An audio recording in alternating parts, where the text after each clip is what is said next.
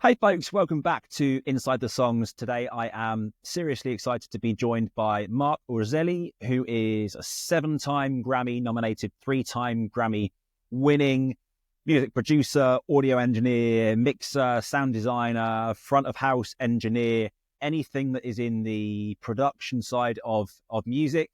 He knows it. I'm so excited to have you talking to me today, Marc. Thank you so much for your time.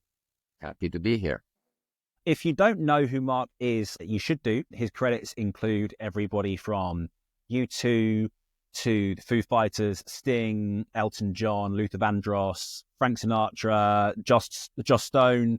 The link goes on and on. So a highly decorated music producer, one may say. Marc, I want to start by asking you to try and explain a bit the key differences between the different areas that you work, because lots of people will work solely in one area. They might be a recording studio engineer producer, or they might work front of house, but you kind of do it all, from live sound to studio to mixing and mastering and sound design. So how do you adapt? What are the key differences between the disciplines?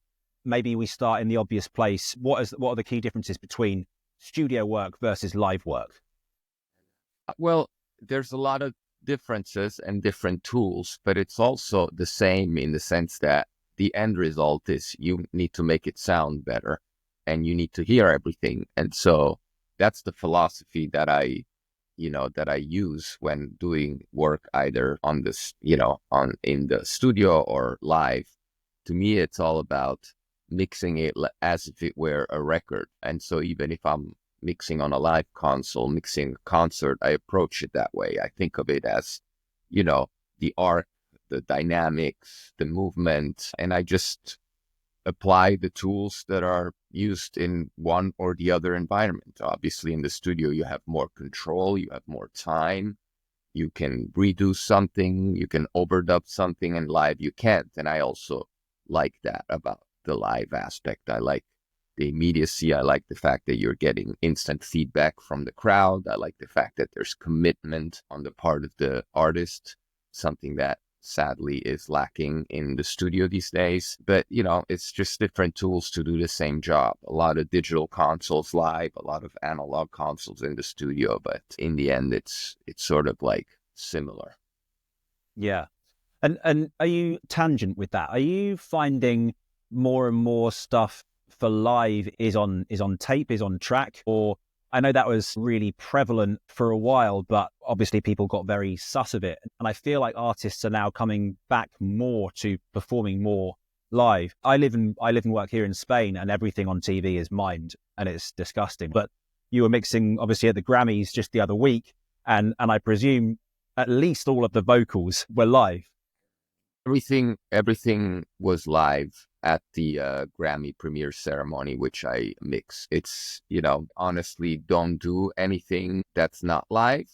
I'm not saying it has happened, but most of the things that I do work on are live. And if there's tracks, it's usually some percussion tracks or backing vocals, not things that the artist doesn't want to do because they can't, but things that they can't do because they don't have enough people on stage to do it the way they want to do it. Usually it's in that sense when I do work on shows with tracks, it's usually that. Because of course every extra person on stage is an extra fee that you're paying, and Exactly. tours run to really tight budgets, as I suppose they always have done, but even more so now. It's very difficult to even make a tour break even, let alone end up in the profit. So you have to work within your means, don't you? Can you break down for me, for those listening or watching that don't know, what sound design is? Sound design might be a new word or a new area of the world of sound for a lot of people. So what is sound design, and what skills do you need to do that sort of work? Sound design is a word that can be applied to a lot of different things in different disciplines. For example, in the world of theater, sound design is a word that's used to basically describe the front of house engineer in a way, but also the person. It's kind of a mixture of the front of house engineer and the system, the audio system designer. So when I work in in theater, I am addressed to as the sound designer often means that I'm designing the PA that will go into this particular theater or into this particular space.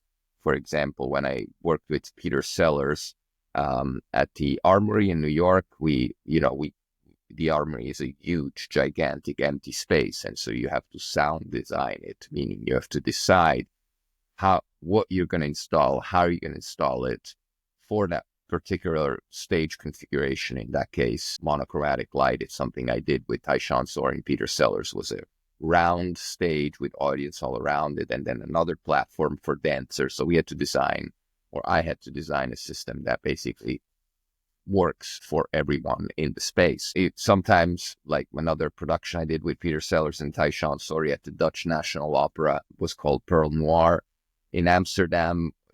That was a normal theater, and so I just had to sound design how to position and utilize the speakers in that theater.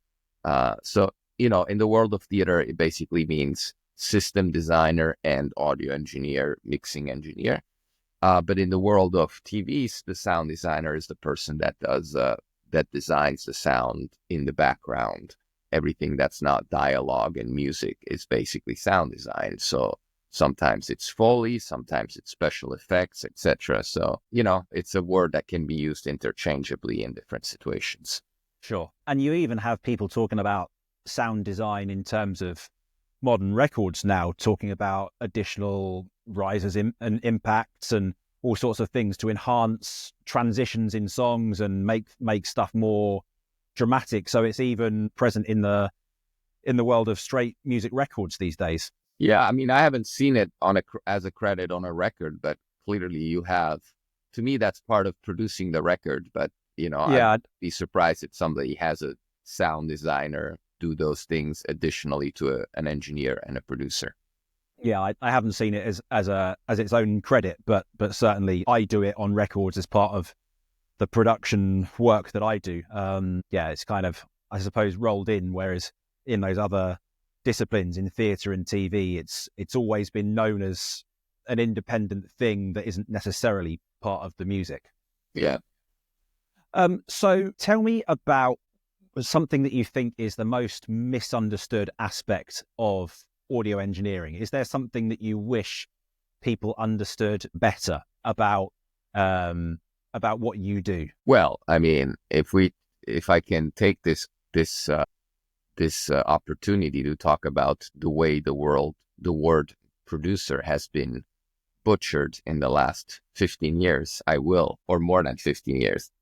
That's my pet peeve with the word. It's like nowadays, any person that buys a computer and makes a beat calls themselves a producer, and that's just not the producer. That's a beat maker to me. At most, that's a composer. If they're composing a track, that's going to be the bass for somebody singing on it. But that's not a producer. Producer is somebody like Rick Rubin or George Martin that understands the craft in all of his aspects, can fill a room with the right people and make a record out of it from beginning to end. Even if they can't mix, like, Rick Rubin famously doesn't mix or operate Pro Tools or operate a console, but he has a vision and he takes that vision from beginning to end. George Martin, I don't believe was a mixing engineer. I could be wrong about that, but he understood arrangements and he understood songwriting, and all of those things are part of production. I don't really like the way the word producer is thrown around and abused these days.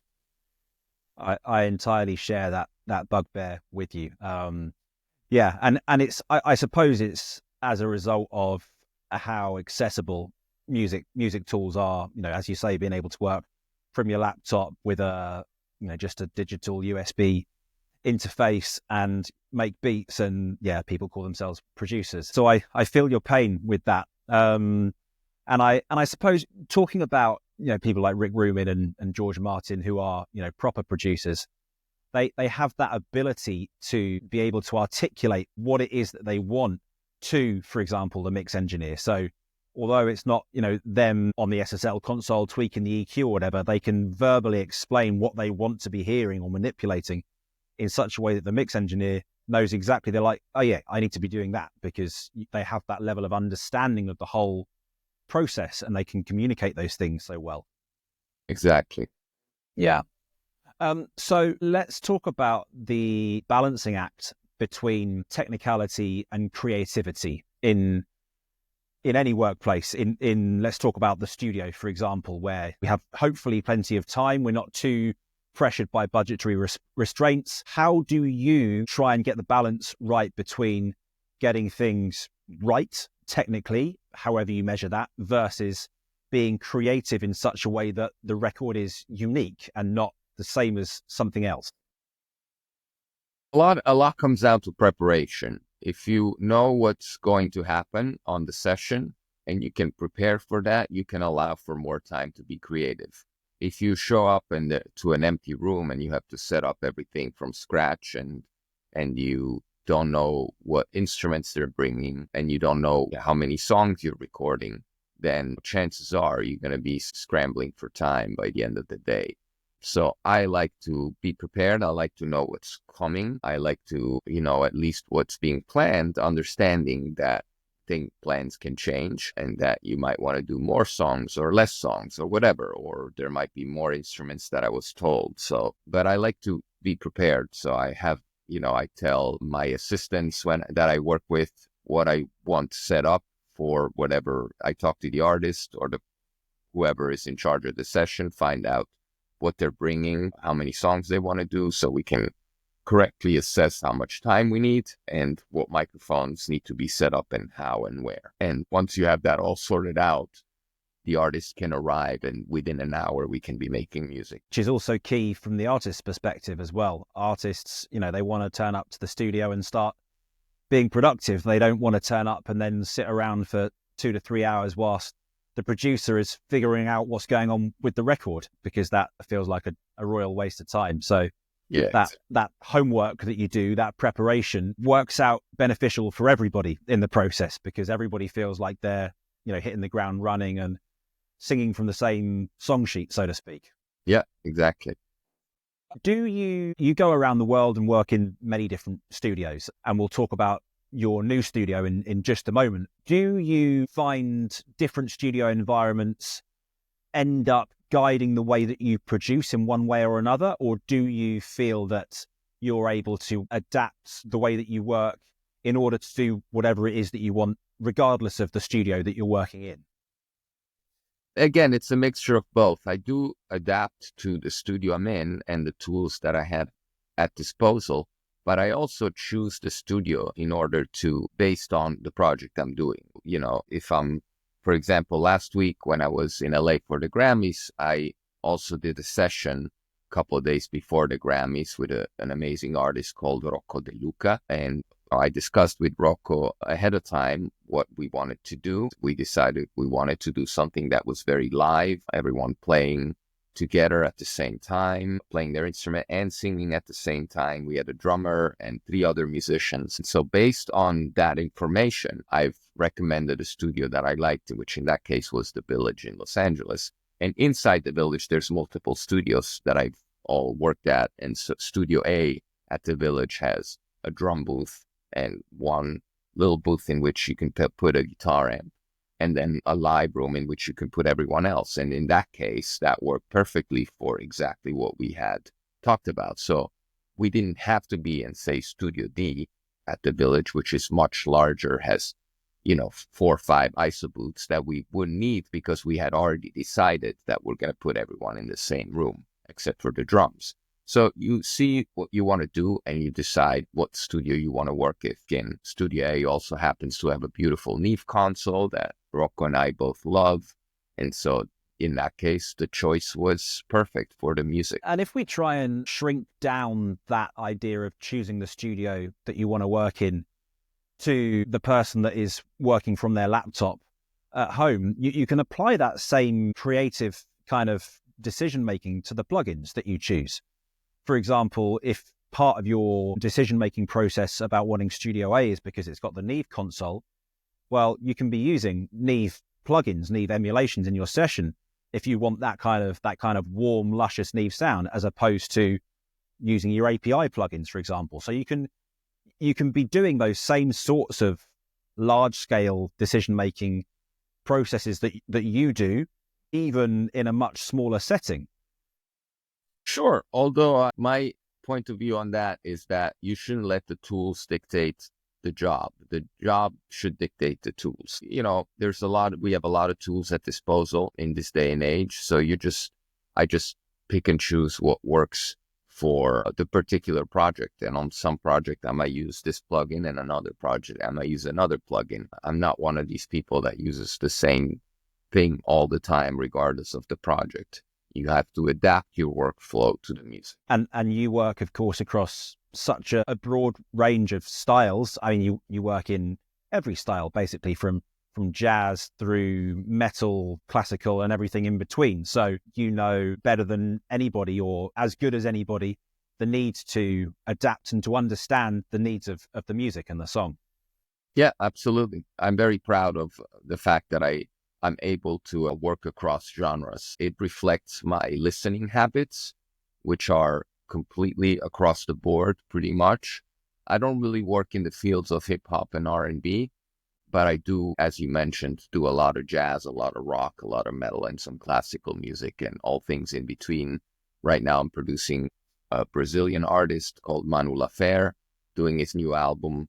I finished producing, which is kind of Brazilian-ish pop with jazz influences. I've just finished producing an album with David J. and Paul Wallfish, David J. of Bauhaus and Love and Rockets. That's going to come out next year, which is, not really dark goth, but it's more like theatrical spoken word mixed with jazz, and it's very interesting. I'm doing other things that are more electronic. A record that's coming out with Massimo Pupillo of Zoo and Terry Riley and Ann Waldman and Penny Rimbaud, coming out later this year, is more experimental in nature. I'm definitely across the board, and all through all of these productions I mentioned, I'm always just recording jazz and rock and whatever comes through the studio. The last week I was in the studio with Nouvelle Records, which is a jazz record label that I do a lot of records with. I've done more than 50 records for them. And we had Ingrid Jensen, we had, so many musicians. In the course of a week, we recorded 4 albums. So there's a lot of, there's George Coleman. I'm mixing his new album. George Coleman was the saxophone player with Miles Davis. So a lot of jazz. We had Kenny Barron in the studio last week. So there's a lot of different genres being thrown at me, and I love that. That keeps it interesting.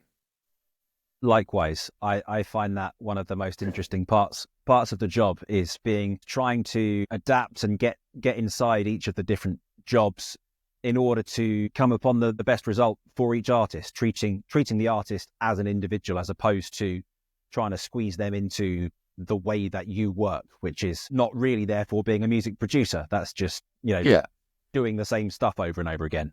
Exactly. And it's not as easy. I should mention that having the ability to adapt to these different genres is not just a matter of using a different microphone, but it's often a matter of attitude and knowing how to interact with musicians and knowing how to talk to them.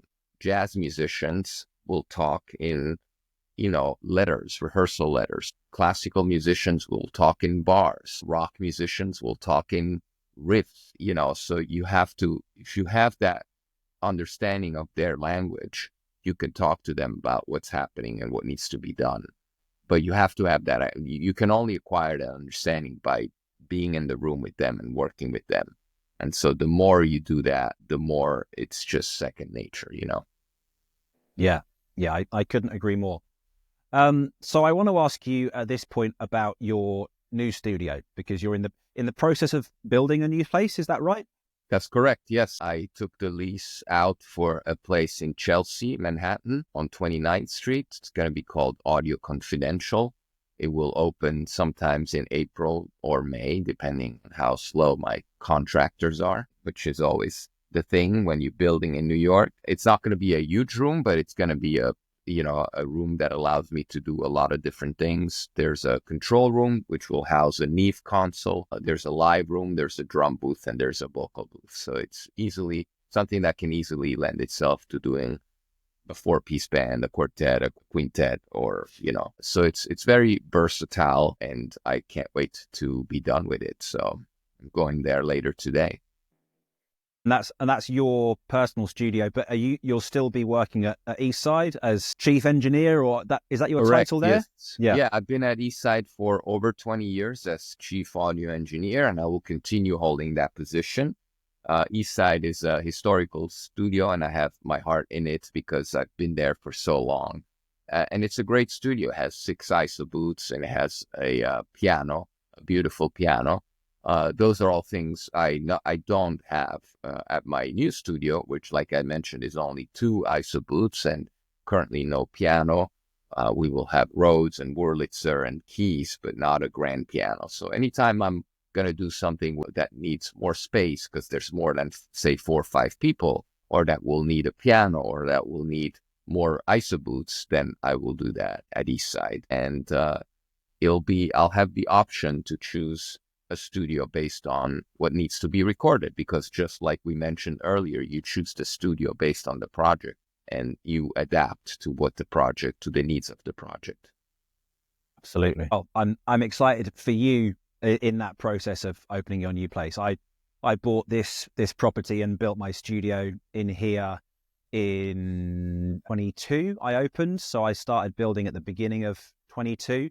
And it's, you feel like a kid in a candy store, designing the place and looking at all the walls and the isolation going in and your acoustic treatment, and then getting your gear in and finding your sweet spot and positioning your speakers. And it's like Christmas come early. So I'm excited for you going through that process. The process is fun.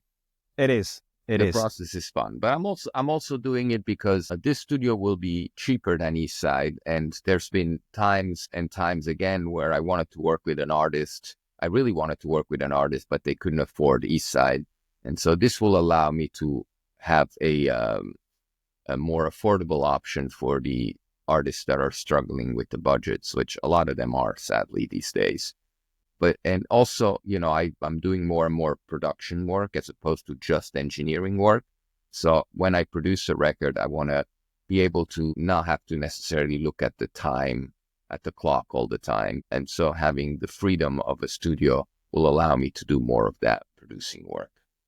Nice. So I want to ask you about the difference between, going back to the difference between studio and live sound. How does working in the controlled studio environment compare to handling the unpredictable nature sometimes of live sound? How do you have to adapt your workflow in that sense? Well, it's just more relaxed in the studio. There's a lot less pressure. I don't get the butterflies in the stomach kind of feeling that I still sometimes get when when I hear the countdown at the Grammys, for example, and the show is about to start in 10, 9, 8, 7, and you just can't mess it up. In the studio, you can mess it up and redo it. And, it goes for everyone. It goes for the artist, goes for the engineer. Not that I want to mess up, but if God forbid, I have too much gain on a microphone and the take is ruined because the sound is distorted, you can just stop for a second and adjust or whatever, or not stop and adjust and continue.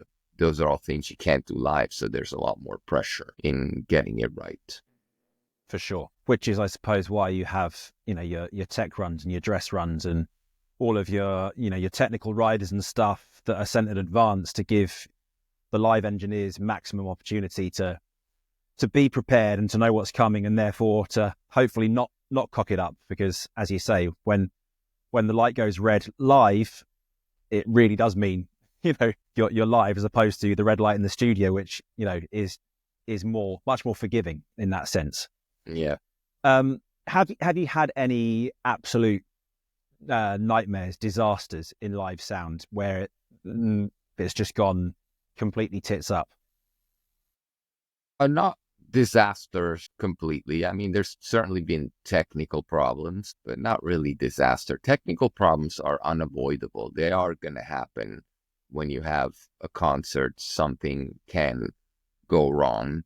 But if you have a professional crew, you fix it. You just go, even if it's happening during the show. I mean, we had that last year at the Grammy Awards. I was mixing, and we had and the Grammy Awards are live, so there's no stopping. Versus, I've done other shows. I mix a show at the White House, for example, every year, which is taped. It's for TV, but it's taped. So the director, if there's a problem, the director can stop. We can restart the song because they're taping it, and it will go to TV later. The Grammys are live, so there's no stopping it. So last year we had an artist who had a rig that was being rolled in while the host was talking on the host mic somewhere else on the stage to the side, and the techs are plugging everything in. And me and the engineer, the other engineers, meaning the monitor engineer and the truck broadcast engineer, were not getting the signals that we expected to see. And so we had to scramble and troubleshoot that problem immediately while the show is running. And we knew that the host is talking for like a minute and a half. So that's all the time we have to fix the problem. And so we're communicating via radio. Nobody knew that was happening. People are just watching the show and listening to the host talking. Nobody knows that there's 10 people scrambling to fix a technical problem. But we fixed it. And, like I said, if you have professionals, you find a way around it. I always say the sign of a good technical crew or a good engineer is that you don't notice anything. If you're able to just sit back and enjoy the show, then the crew has done their job, Exactly. So, as I mentioned at the beginning, you've worked with an incredible roster of artists. Is there one big lesson that you think you've learned? I mean, I'm sure you've learned an enormous amount, but if you could give me one takeaway from working with such a diverse spread of musicians, what would it be? Well, I keep coming back to preparation because that's probably the number one lesson I've learned is to be prepared for what's coming, because that's the way you don't get caught with your pants down. I used to work with Hal Wilner, who was a dear friend and mentor to me for 10 years. He was the producer, I was his engineer, and Hal was a lovely person, but not the most organized person. Yeah, it would be hard for me to get information out of him to find out, what the session, how many musicians would be on the session or what instruments they would be playing or bringing. And so I would over prepare. I would create an input list that was for more than Hal had let, or if Hal said, there might be some strings, I would set up for more than a string quartet, or there might be a guitar player. So I would set up for 2 guitar players, because you never know. And that kind of preparedness allowed me to be ready for things, because if you're not ready, when then the string quartet shows up or the guitar players show up, then, you have to waste time and people are waiting around for you to set up something that you haven't already set up. But that's the biggest lesson.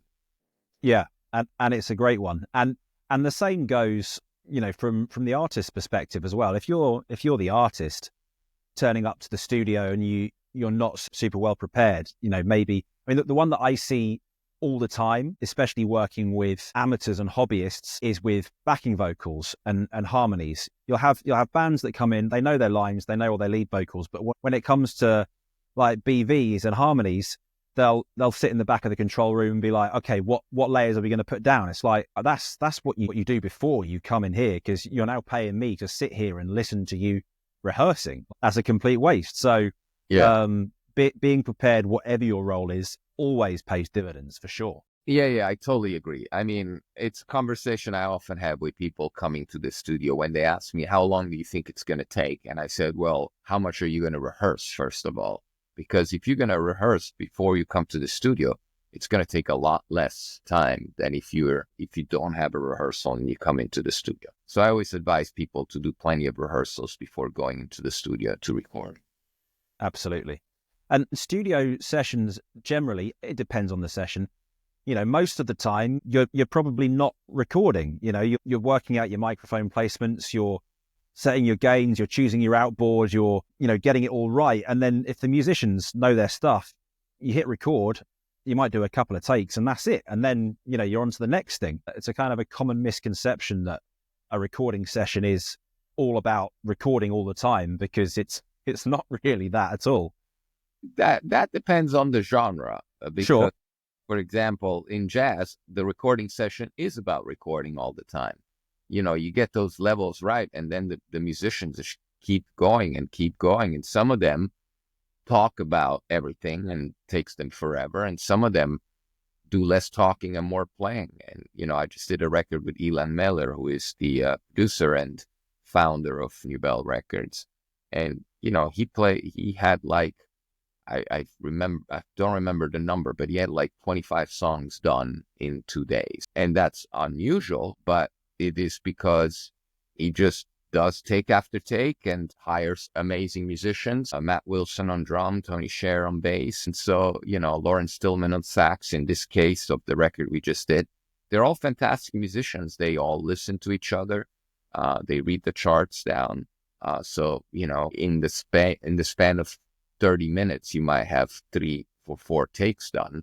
And so, and then you don't talk about it. You just go on to the next song. So Ilan ends up with 25 songs done in 2 days, Conversely, I've had jazz bands come in here who want to do 6 songs in a day, but don't get that done because they haven't rehearsed the 6 songs they want to do. So they end up doing their rehearsal in here. So it can work both ways for sure. Yeah. Yeah. I mean, like I said before, rehearsals are very important, but also hiring the best musicians you can afford is equally important, because those musicians I just mentioned with Ilan, they didn't do any rehearsal.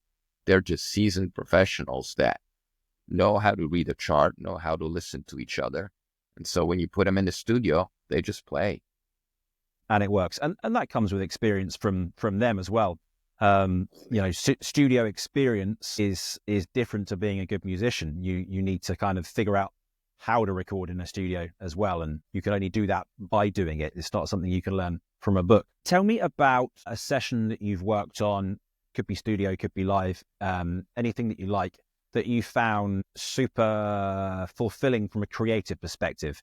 Maybe you tried a bunch of techniques that you don't normally use, or something different, or your contributions were more significant. Tell me about something like that.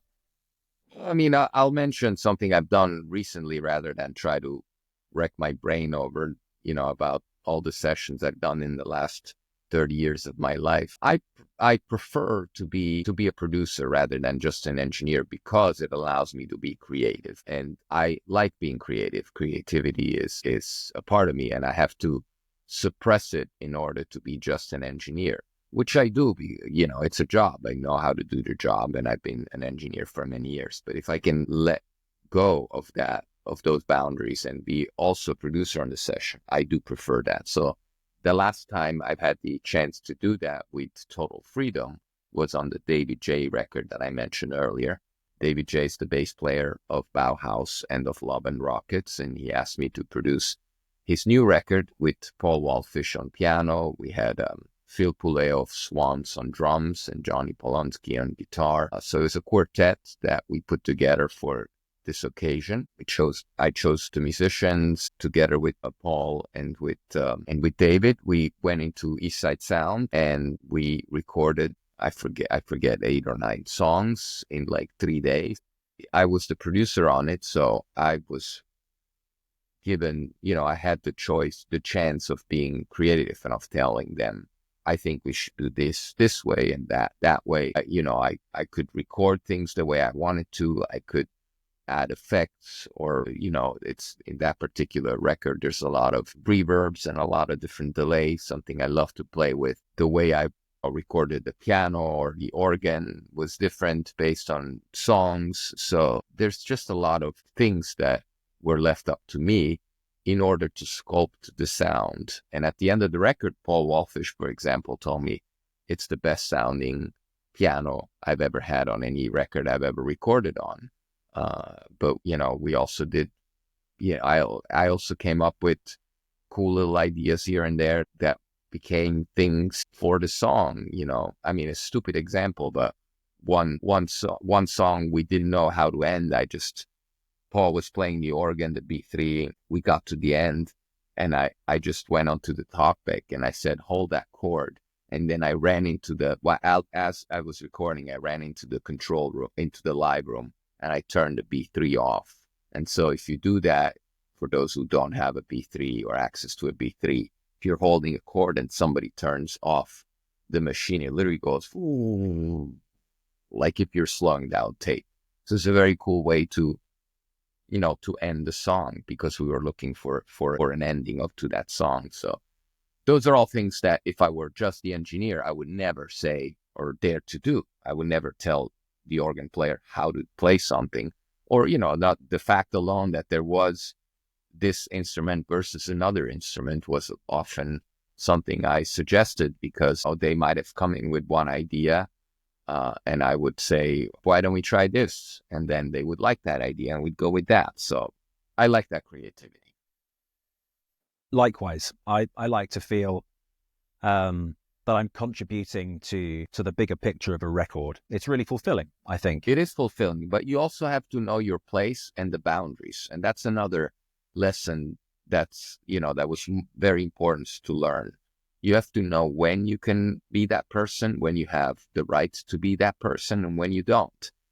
If there's another producer in the room, like when I was working with Hal Wilner, producer I mentioned earlier, my mentor, I would never make those suggestions, because Hal was the producer. I was just the engineer, and I was there to serve Hal's vision for the song.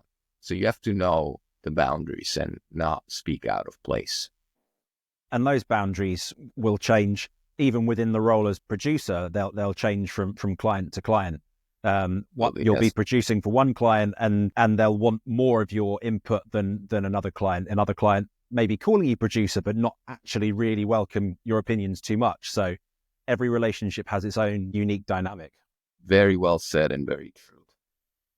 Let's talk about technology a little bit, because a hot topic at the moment is AI and the influence that AI is going to have. Has that yet impacted either the work that you get or the way in which you work? Not necessarily AI, but modern technologies? Or do you find that working in the bigger, more traditional studios, they still very much run as a traditional studio? I don't use a lot of AI. It depends on what we're using the term AI for, first of all, because some people throw it around on everything that's, that, let's say, people have used the word AI to describe what the isotope plugins do. If we're calling that AI, then sure, I've used AI. That just means that I've removed a hum from a guitar hum from a track, because the guitar amplifier was humming. If you want to call that AI, I welcome the use of that, because it's just a tool for me in that case, not to hear the hum from the amplifier. But if we're talking about AI in its more recent scary shapes of, like, creating a vocal out of nothing that puts out of work a singer, and then no, I have not used that, and I don't intend to use it. I don't really care for that. There's plenty of amazing musicians in the world that A, need to work, and B, are humans, and so I'd rather work with them than with a computer. And I think AI will eventually destroy the music industry as we know it, and put a lot of people out of work. And that's a sad thing, which is going to have long-lasting effects on the music business. So I don't want to be a part of that destruction. Likewise, I don't want to be a part of it either. Personally, I can't understand the mentality behind wanting to completely artificially generate a piece of music. Like, I just don't get it. But I suppose it's two things. It's the excitement for the new, which I understand. I understand wanting to try new tools and figure out where technology can lead you. But it's also, sadly, the attempt to save money. It's like, why hire a singer if we can type in the lyrics and get it done with a computer? And that I don't understand, because you're always going to get better results. Well, that's not true. You're going to get better results with a good singer. You're not always going to get better results with a singer. But if you have a good singer, you're going to get better results. So, Yeah, yeah. So linked to that, I want to ask you about your opinion on the place of traditional analog gear in the studio. And before we started speaking, I was actually watching a piece that you did from East Side, and you were talking about how you will work in one of the three ways of working, which is fully on analog or fully in the box or in a hybrid way, in so much as you talk about being able to do 80 to 90% of your mixing on your laptop, from home, from the plane, from wherever you are, and then you'll bring it into the studio to do summing and run it through your Manley and your Shadow Hills you were talking about in that context. Do you think that eventually the need for that kind of analog summing thing will be negated by the quality of plugins that are available, or do you think that there will always be a need for that tactile thing that you just can't get by working purely on a 16-inch monitor or whatever it is? I mean, plugins do get better and better and better all the time. So I'm not going to say it's never going to happen that you'll have a plugin that sounds exactly like the Shadow Hills or exactly like the summing of an Eve console. So far, it hasn't happened. There's still a slight advantage over using those analog tools.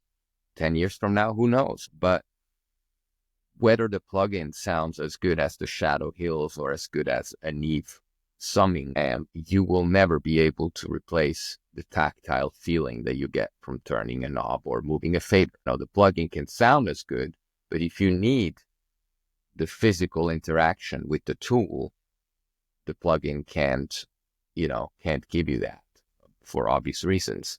And sometimes you need the physical interaction with the tool, whether it is because, I remember, I'll give you an example. I remember when I was working with Lou Reed being from the old school of all analog, wanted to ride his vocal fader or his guitar fader. I forget what he wanted to ride, but, should I go and tell Lou, sorry, we're now using a plugin. You have to use the mouse to ride your guitar level? No. He wants the fader, he gets the fader. Now, how are you going to do that if you work with somebody like Lou Reed if you're only using plugins on the screen? So, sometimes you need the tactile interaction. Yeah. And if you don't have the fader for him to ride, then he'll go and work in a studio where it is there. So Exactly. in that sense, you'd be doing yourself a disservice by not having the console. I mean, I don't have a console in here purely and simply because I don't have the space for a console. It's a lovely studio, but it's not roomy. So I have a hybrid setup, so I can do analog summing. I've got an Eve 8816 under here, and I've got a bunch of analog stuff that I can use to track, to run stuff through on the way in. But I don't have that luxury of having a console that people can, come and touch. And quite often people see that as the heart and soul, the centerpiece of a studio. If you don't have a console, it's not a studio. There is still that kind of expectation almost that a recording studio should have a big desk in the middle of it. I kind of agree with that. Just for the sake of calling it a studio, it doesn't mean you can't have a project studio without a console. And it doesn't mean you can't just buy a fader controller so that at least you have a little bit of that tactile, even if you don't have the room or the money for an analog console. If you get a little 8 fader controller, at least you have a little bit of that tactile experience that allows you to ride a fader and do things, this, how I mix live as well. I'm always using the faders. And I can't imagine a future of live music where I would be using a mouse rather than a fader. It's just not tactile or fast enough. It wouldn't be possible because there's so much dexterity involved in mixing live and needing the ability to control unpredictable groups of faders. There are companies that make things, products where you mix on a screen and you use your fingers to move, faders on a screen. I personally haven't used them, and I personally prefer to use the fader. So I'm going to stick to the fader. Call me old school. That is just the real school. there's nothing wrong with it if it ain't broke, so they say. Actually, I think, manufacturers of hardware now, that they are all identifying that people want the ease of digital recalling. So lots of companies now are producing the analog hardware, but with, the USB-C connection that allows them to sync to a plug-in in your DAW so that they are digitally recallable. So you have that best of both. You're able to do the clunk, change the knob, but you switch to a different project and it click, click, click, click, pulls up the settings from the other project. Yeah, I'm all for that, because sadly, people these days don't know how to commit anymore. I long for the times when people were wanting to commit or had to commit. Now they're unwilling to commit. They want to be able to go back to something all the time and feed their insecurity by continuing to twiddle the knobs forever and ever. And for those people and those workflows, we have to have recall. So that is why in the video that I think you are referring to, I was talking about the hybrid mode of doing a mix in the box so that I can recall it, but then still run it through analog gear and analog summing. That is also why I love, for example, the Neve Genesis, which is the console I own and I will install at my new studio in Chelsea.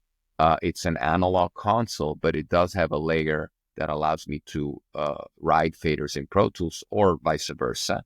And it allows me to recall a mix. And that, to me, is key in today's day and age for mixing, because like I said, everyone wants to go back and tweak something in the mix. So if you can recall the mix, you're much better off. Yeah, I mean, when you get to, version 17.3b, you need the ability to recall. Otherwise, you're going to be wasting weeks and weeks of your life just recalling stuff. Or if you get to version 17.3b, you need to work with a different artist. Yeah. Perhaps that's better for everybody's stress levels. Yeah. Tell me what some of the biggest mistakes are that you see young engineers or young producers making. Are there things that you see people doing and you're like, oh my God, you need to stop doing that, or I wish that you had done it this way, or anything of that kind of nature? It's a little harder for me to answer because I don't really work with young engineers or young producers, meaning, usually if I'm in the studio, there's not another engineer and, usually there's not another producer other than, or if there is, it's usually, thankfully somebody that's already been on the block for a while rather than a young producer. So I don't really know how to answer that, but I think one of the mistakes that a lot of engineers and producers do is not letting the artist be themselves and try to force their way onto the artist. And that, to me, is a mistake that needs to be avoided. The artist needs to be able to feel comfortable and to be able to do their art without you getting in the way. As an engineer, you're there to record their music in the most transparent and unobtrusive way. And as a producer, you're there to embody the vision of the artist. Anytime those things are not true, or anytime you try to force your way or your vision onto that of the artist, you're doing the artist a disservice and you're letting your ego take over. That's a mistake that I've seen, definitely. Mm-hmm. Yeah, and for sure, I echo exactly what you're saying. If an artist comes to you and says, I don't like that thing that you've done in that mix, I want it this way, regardless of whether you agree with them or not. Ultimately, if the artist says they want it a certain way, if you've given your advice and they don't like it, you need to do it the way that they want it, right? Yeah. And sadly, sometimes it's something, they ask you to do something you don't like. And, it's a little bit soul crushing, I have to admit. But, ultimately, that record is going to define their life and their career and their sound much more than it defines yours as an engineer or as a producer. So it's only fair that they have it the way they want it. Yeah, for sure. So for someone that's starting out, perhaps they have ambitions to work professionally as a producer or an engineer or as an artist even, what would you advise people to value more? Technical ability or having a unique artistic voice? I mean, everyone should strive to find their unique artistic voice. Sometimes that comes after technical prowess. You can have a unique artistic voice, but then if you don't have the technical know-how, you're left in a position where you can't express your unique artistic voice.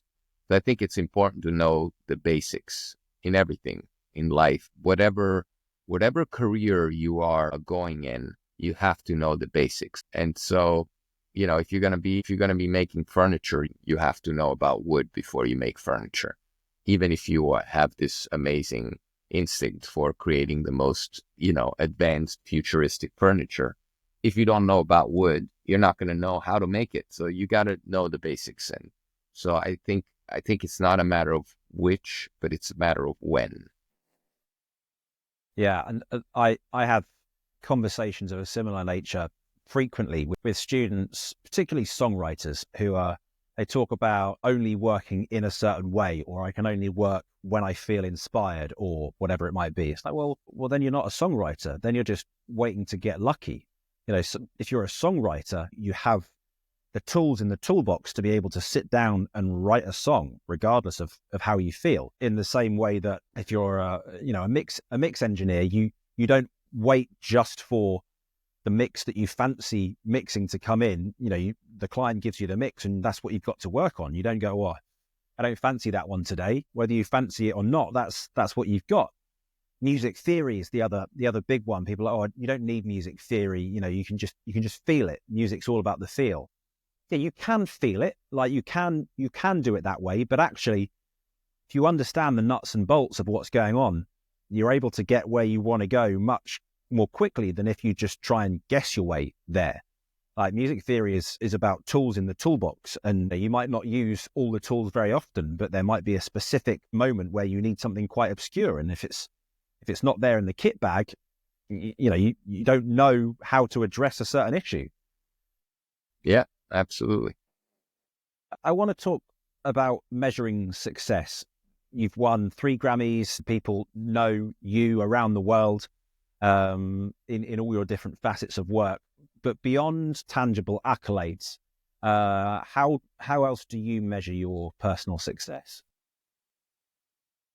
I mean, the most obvious thing is if you are able to make a living, you are successful, because in today's day and age, we don't have, the old way of measuring success was in gold records or platinum records, and that just doesn't happen anymore.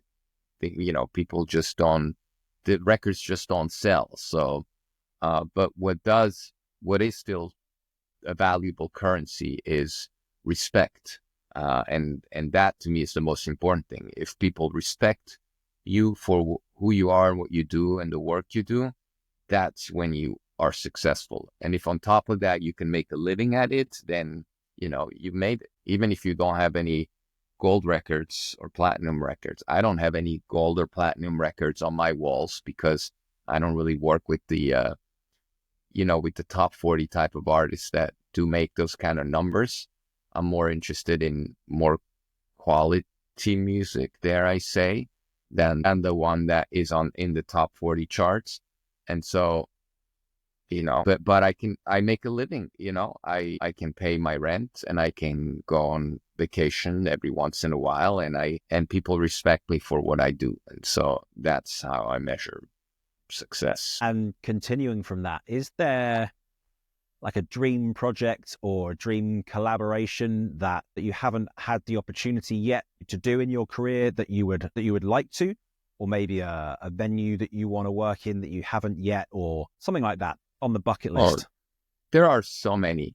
I mean, where do I start? We all have dreams, and we all have dreams, and I have my dreams, and there's artists that I want to work with and I haven't had a chance to work with yet. I hope I'll get that chance. I mean, 9 Inch Nails is one example. Never worked with Trent Reznor, but always have been a fan of his music and always liked the way he works and the records he makes. So I'd like to someday work with him. And, there's many artists in that category, honestly. And so, but I've been very fortunate. I've worked with some of my heroes. I've worked with Lou Reed for 7 years. I've worked with Nick Cave, who's another artist I'm a big fan of. I've worked with a lot of artists that I hugely admire and respect. And I'm very grateful for those opportunities. And I hope those opportunities will keep coming. Likewise. I'm, slowly, I'm at a very different point in my career to you, probably 15, 20 years earlier in my career than you are right now. But I'm still fortunate in the sense that I'm able to make records that I'm proud of and work with artists that is really fulfilling. And it's a great feeling. It's a great feeling.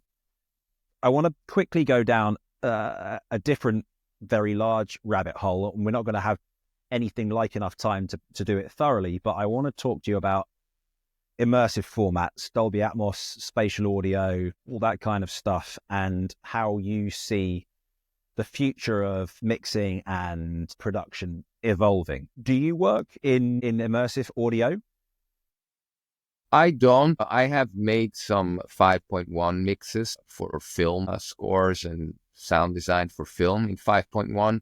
I have not yet jumped on the Dolby Atmos bandwagon. I'm not opposed to it, and I think it has wonderful opportunities for sonic treatments, and I'm excited about those opportunities.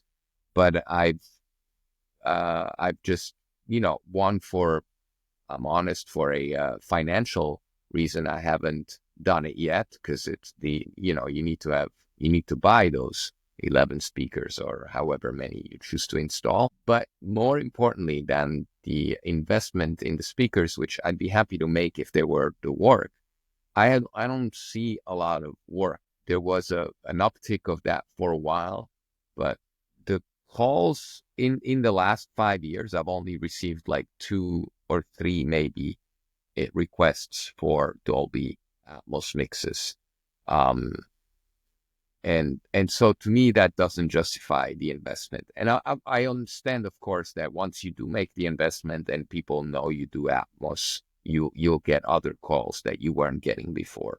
But I'm using those 2 or 3 calls that I've received in the last 5 years of an indicator of the fact that it seems to me that has dwindled down a little bit. And also, when I speak to my colleagues and friends who do Dolby Atmos mixes, and I hear how much they're getting paid for those old Dolby Atmos mixes, I'm like, what's the point?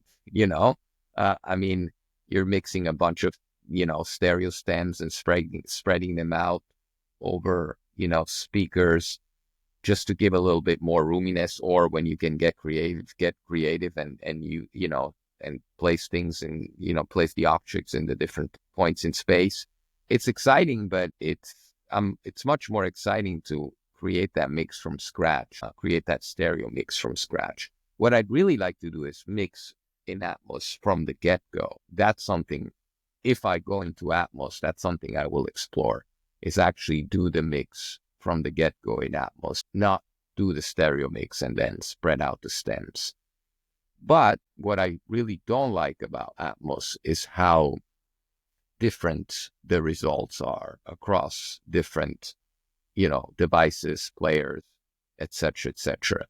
The lack of a cohesive experience is the biggest obstacle, in my opinion, for the widespread adoption of Atmos. And of course, the fact that 1% of people actually has a real Dolby Atmos system makes it even less appealing, because I know that, my end user will be, the person with the Apple Air Max or whatever they're called, the 2 headphones that are recreating Atmos with whatever trickery and they're recreating it.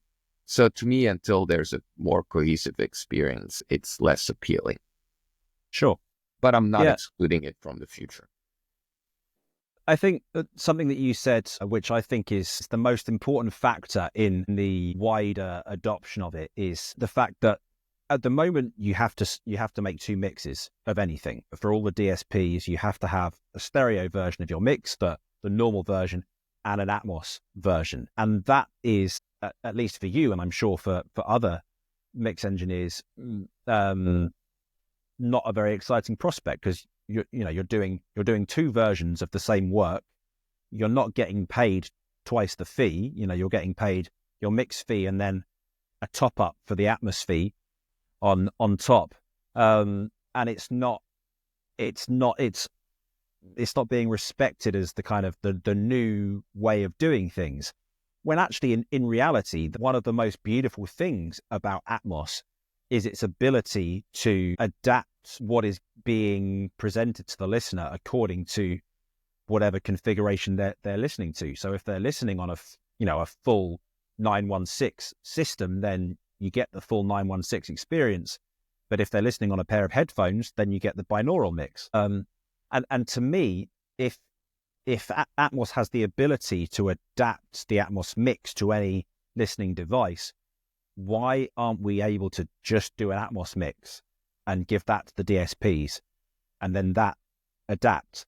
It seems to me to be a bit of a missing link to still require the stereo and the Atmos mix. But I guess that's because the end user isn't guaranteed to be using a device that is Atmos enabled. And whilst that is the case, they still need those two versions. Yeah, exactly. I agree. But the majority of people still listen to stereo, and we're still checking our mixes for mono compatibility. So mono is still around after 50 plus years. So for now, I'm going to stick to stereo. And, like I said, when I do get those calls for Dolby Atmos, I have plenty of friends. Andrew Sheps being one of the best Atmos engineers out there. He's a friend, so I've sent some work to him. I'd rather send work to colleagues that know what they're doing and have the ability to take a stereo mix and make it shine in Atmos. Yeah. Well, as you can see, I have Atmos and I love working in it. I think it's so much fun. But as you quite rightly say, it's not an abundance of work, and I'm certainly not making my living just from working in Atmos. Far from it. So I would just, as a mixing engineer, I would just hate to work tirelessly on a mix in stereo and then hear the Atmos rendition or hear the version, delivered in Atmos, but then played on a lesser system and sounding crap. I just don't want to deal with that emotional damage. Yeah, we can get precious about our mixes, can't we? Comes with the territory a little bit. We're going to wrap up shortly, I think, but I'd like to know, other than your studio build, which you're hoping to be open in April time, I think you said April time. Yeah, April or May. What other exciting projects have you got on the horizon? Anything else that you can share with us that isn't top secret? I mean, that's the biggest project. I obviously have many records I'm working on. I am finishing mixes for that record that I mentioned with Penny Rimbaud, Terry Riley, and Waldman that will come out later this year on an Italian label. The David J record is finished, will come out early next year. I've produced a record of a Ramones tribute record. It's a double record for Magnetic Eye, with a lot of great rock and metal bands that will come out hopefully this summer, I'm told. So those are some of the records that I'm most proud of and that are coming out shortly in the next year. The studio is being completed. I'm going to London in 10 days to mix a record there with Jim Sklavounos of the Bad Seeds as the producer. Looking forward to that. So, there's a lot of work on the horizon.